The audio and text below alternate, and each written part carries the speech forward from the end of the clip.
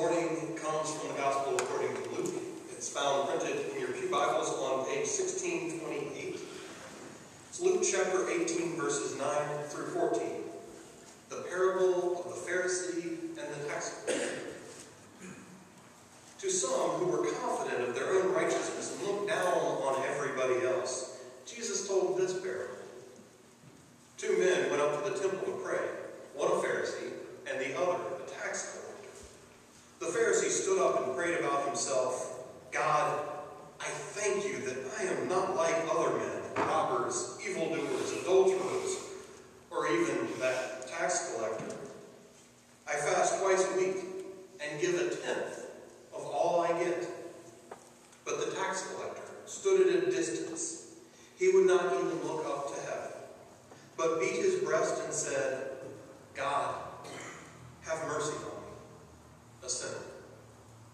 I tell you that this man, rather than the other, went home justified before God.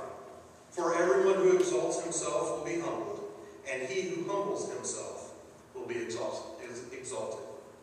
The word of the Lord. Thanks be to God.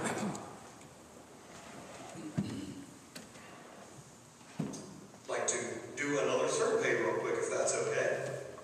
I want to know, who's the bad guy in this story? Who do you think is the bad guy? And I want to preface this by saying there may not be a right answer, so don't feel like I'm asking you a trick question. Please answer how you feel. Is the bad guy the Pharisee? Is the bad guy the tax collector? All right, I'm not an expert in Robert's Rules of Order, but from my understanding, I now need to ask, please raise your hand if you're abstaining from the vote. Because there are several people who did not vote. Is there a third option that I'm missing? Of the people who voted, it was probably about half and half, a few more towards the Pharisee, a few fewer towards the tax collector, but fairly even. When we read this story, because we've heard it so often, because we know it so well, I think it's easy from our point of view, because tax collector doesn't quite mean what it used to. Although if it was read saying an IRS man walked into the church, we might feel a little bit differently.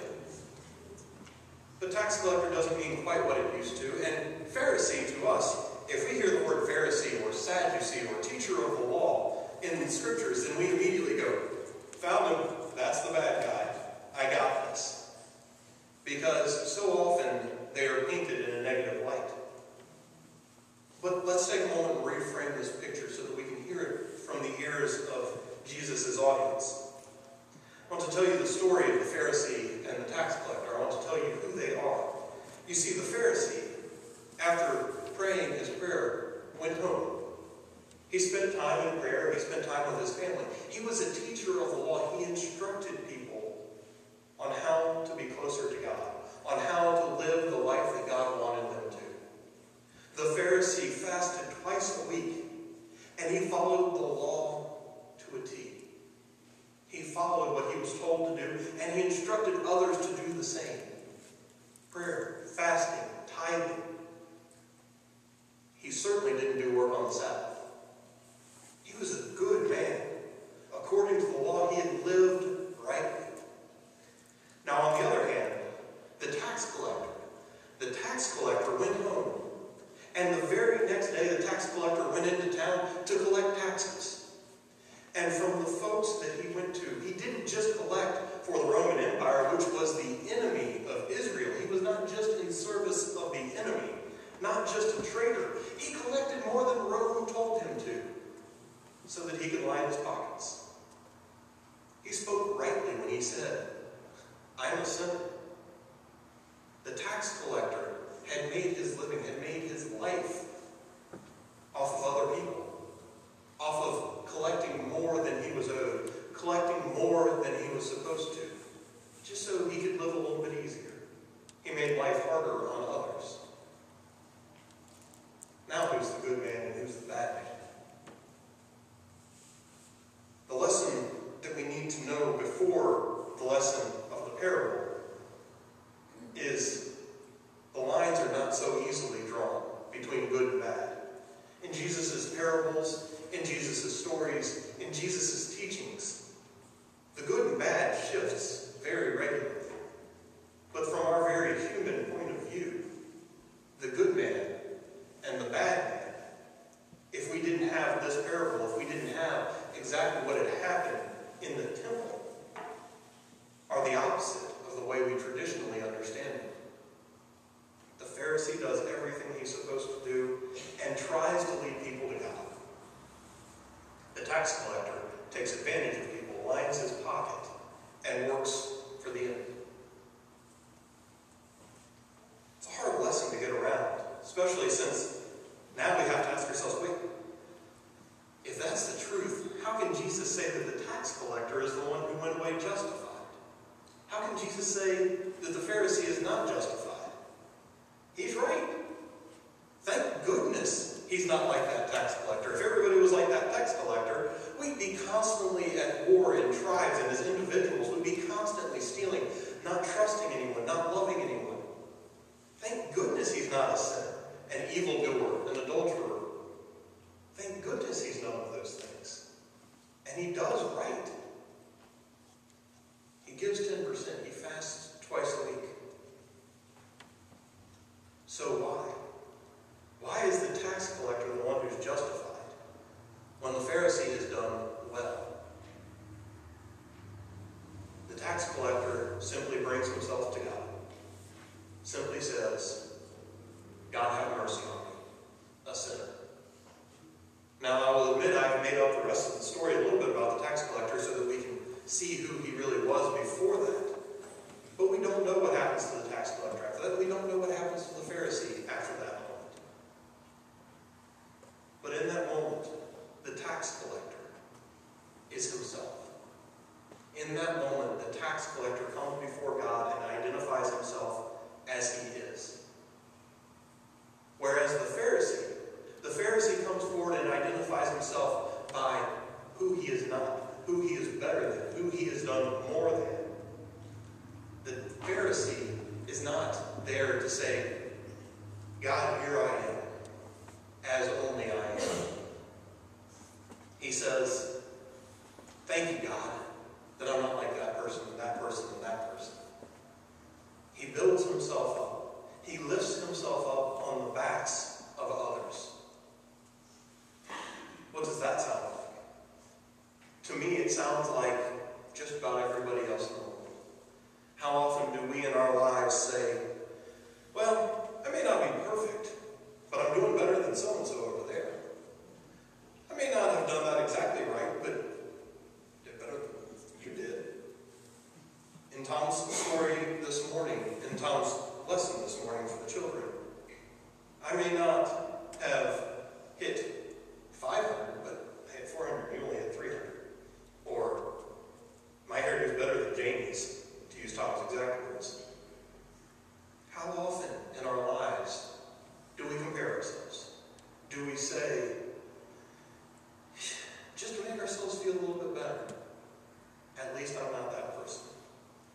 I had a professor in college, Jeff Pugh, and Dr. Pugh would always say to us, I have a feeling that most people are most comfortable with a heaven in which they are the last person in the door, the worst sinner who's accepted in.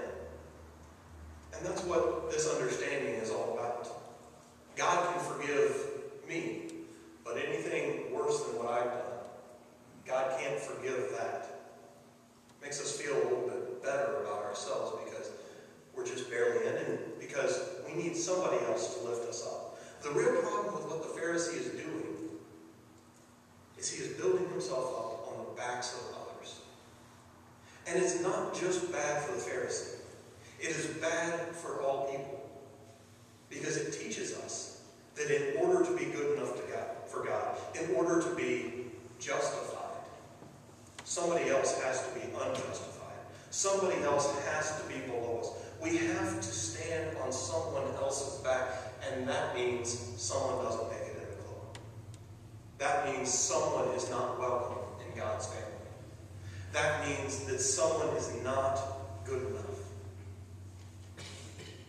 When our relationship with God is dependent on our comparisons with others, then we are as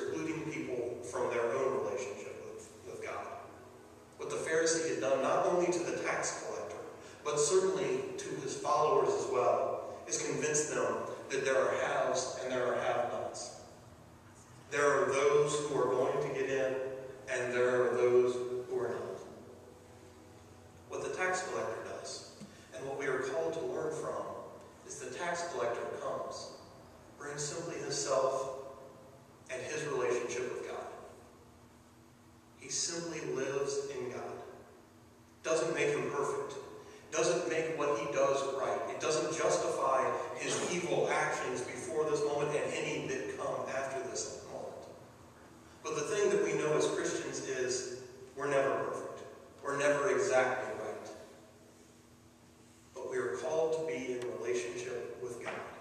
We are called not to say, I'm doing better than you, but to say, am I doing what God has called me to do? Am I doing what my relationship with God has led me to do? Am I living my life according to God? Or am I living my life according to doing better than the guy down the street? What are we doing? That's what the tax collector asks us. And don't get me wrong. I am not saying the only thing to a Christian life is your individual relationship with God. But that's the beginning. That's the first step. The first thing we have to do as followers of Jesus Christ is be in a relationship with God, directly with God, not through, on top of, or by anyone else. If you're wondering what the next steps are, I hope you come back next week, and the week after that, and the week after that.